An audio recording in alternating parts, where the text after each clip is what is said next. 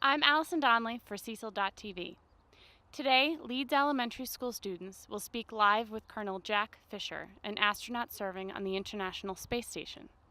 Students will have 20 minutes to chat with Colonel Fischer, or Two Fish as they call him, about his experience as an astronaut and his ongoing mission on the ISS.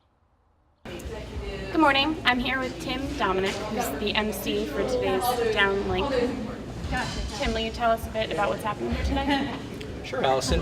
Today, the students at Leeds Elementary School are going to be able to talk with Colonel Jack Fischer, who's an astronaut at the International Space Station. He launched the space station on April 20th, and he's due to return after a 6-month stint in space sometime in October. And so they're going to have 20 minutes to ask the Colonel questions about his adventures in space, and he's going to be able a chance to have his live conversation broadcast all over the world. Right now, the International Space Station is just off the coast of New Zealand in the Pacific Ocean. When we finish talking with Colonel Fischer, it's going to be over Rio de Janeiro in Brazil, where the Olympics were last year. That's how fast the space station is moving. It's moving at over 17,000 miles an hour, okay, at over 250 miles in orbit over the Earth. Well, I'm ready to get started when y'all are. What questions do you have? Thank you for that, Colonel Fischer. Our next question comes from 4th grader Chase Stallings. What is the most interesting Well, thing just you have I ever think seen when I in was 6 space? years old, so even younger than you guys. Oh my gosh, that is a tough question because so much stuff is cool. And it could be even the smallest thing, like how a bubble behaves when it comes off a connector, or it can be as the grandeur that you see when you look out the window. I think probably the coolest thing that I've seen so far is when I went outside for a spacewalk, just having no small little window to look through, but the entirety of space. In my field of view, it was amazing and breathtaking, and I think just seeing the Earth in that way and the stars above them was the coolest thing I've seen by far. Thank you. Our next question is from 3rd grader Ryan Dominic.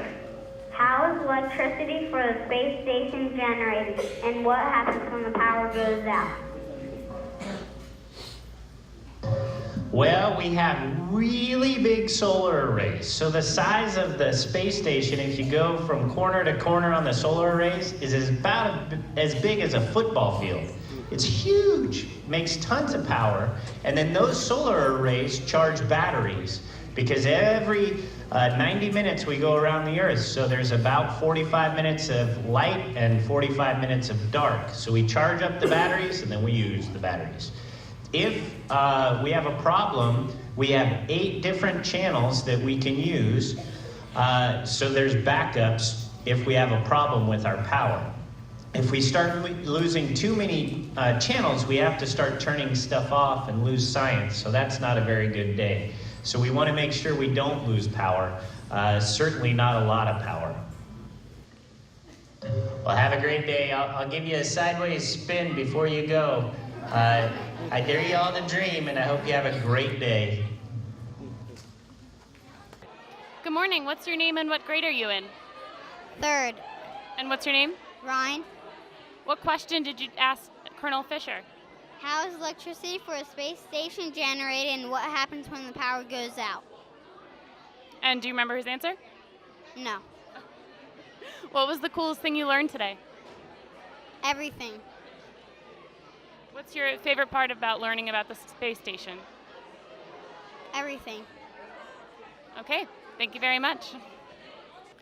Good morning. What's your name and what grade are you in?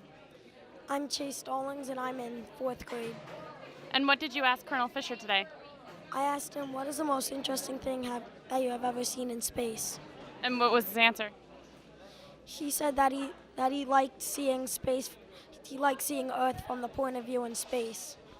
And what was the coolest thing you learned today? The coolest thing that I learned is that it can be amazing being in space, like all the food that you can eat, that you can do random flips anywhere. Do you want to be an astronaut? Yes, I do. Very cool, thank you. How does a program like this inspire kids to go into STEM fields? Oh my goodness, our not even just today. I know we're definitely focusing on today, but our students have been so fortunate working with Orbital ATK and Cecil County Public Schools and our STEM mission that we have so many opportunities. And it was really great this year, especially to see during our science fair, where our students are actually citing these opportunities. So they're really taking it to heart and thinking about what we're doing every day. What do you think they learned from today? I think they learned to dream big, you know? Never in a million years would I have thought that we get to talk to an astronaut in space, and that's exactly what we got to do today.